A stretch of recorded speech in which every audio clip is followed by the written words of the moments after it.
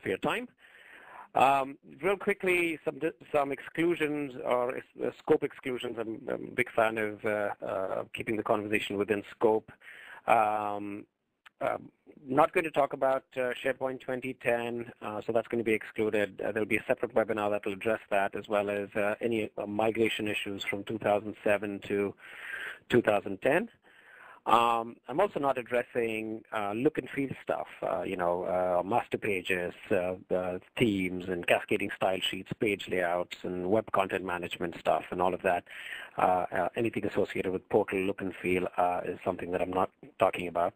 Again, all of you know SharePoint it can be an ocean. There's a lot of things that you can do, so I'm trying to stick purely from a business process automation or business process management perspective and how that applies to life sciences. I'm also not going to make this a very tech speak, geek talk seminar or webinar. I know the geeks shall inherit the earth, but this is purely from a business perspective as well.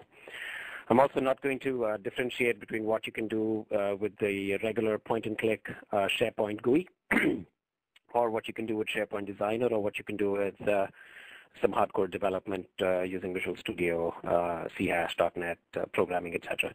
I'm assuming you guys have some familiarity with SharePoint, so I'm not going to get into what you can do within one particular place and what you cannot do.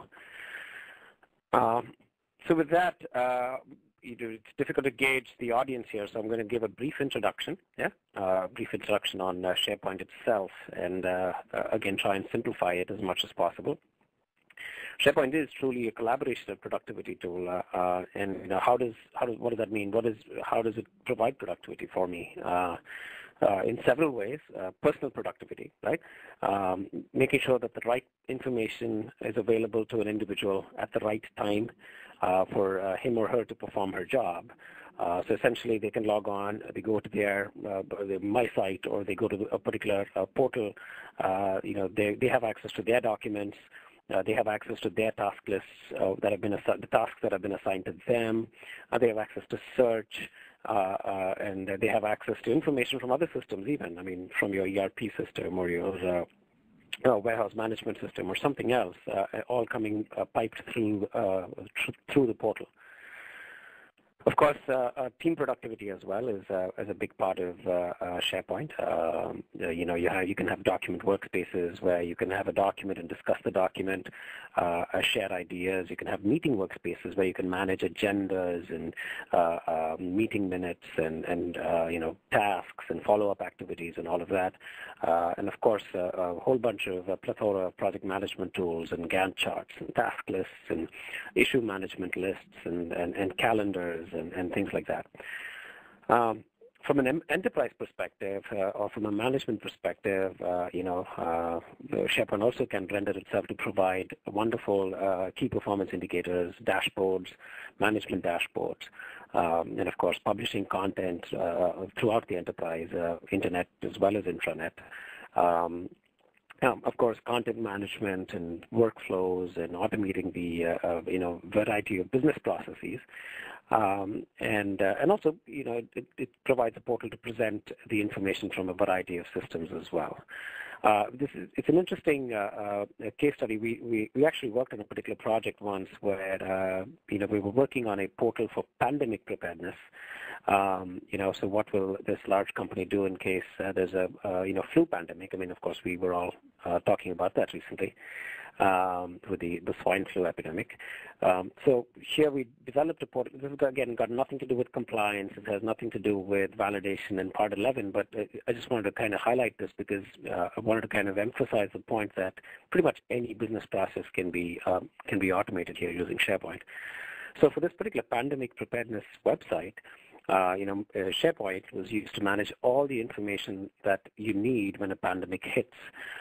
So you can't get into work because you're afraid of spreading the pandemic or you catching the influenza. So you need to be able to log into a secure portal with extremely granular security. I mean, the facilities people, EH&S people have to have visibility on certain things, but the regular rank and file people have to have access to certain things. So this was a central repository for all the information associated with pandemic preparedness, really. Links to all the guidelines, policies, plans, where even things like where are the masks, where are the thermometers, where are the masks, I mean, things like that. Everything was stored here. Links to external references. Even vendors could access the information and kind of make their decisions from there. A central console to manage their meetings, manage communications. It was also tied up to communications server, Microsoft's communication server, so they could chat and do all of that directly from there without ever having to leave their house.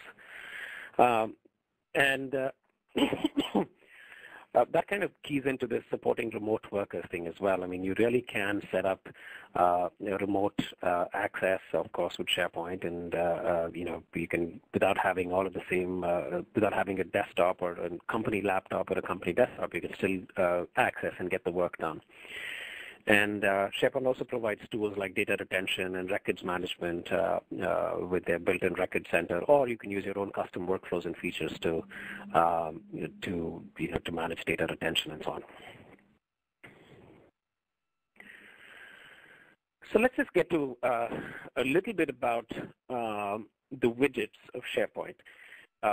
There are many components to SharePoint, and a lot of it is highly technical, and I'm not going to get into too much of that.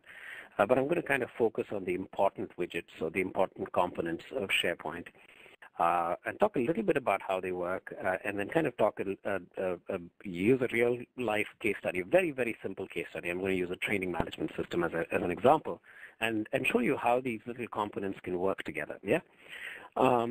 So the intent really is to walk you through these widgets and not try and talk about too much of the technology. The goal is for you to envision how you can use SharePoint for your business process. Okay. Let's start with the document library. Excuse me. The document library is a typical document library like you would have a physical library. You can check in, check out documents. You can edit them. You can obviously version control, version management is very tightly part of the document libraries as well. And these are also extremely well integrated with Office applications like Word and Excel, because quite a few of the activities can be done directly from the Office application without ever having to open the browser.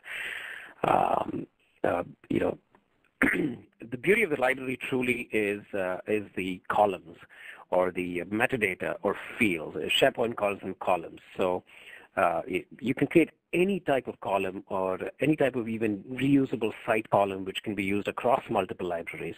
You can even create custom content types. For example, you can create a content type called software module specification, right?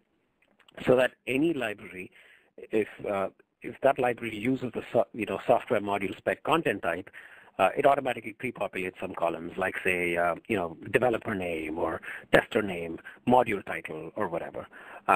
Similar way, you can even have site columns, say social security number with a particular format. Now, you can use that site column anywhere across, the farm, and not really have to worry about reconfiguring it each time. So there are a lot of advantages and very powerful ways that you can use these columns to describe the documents.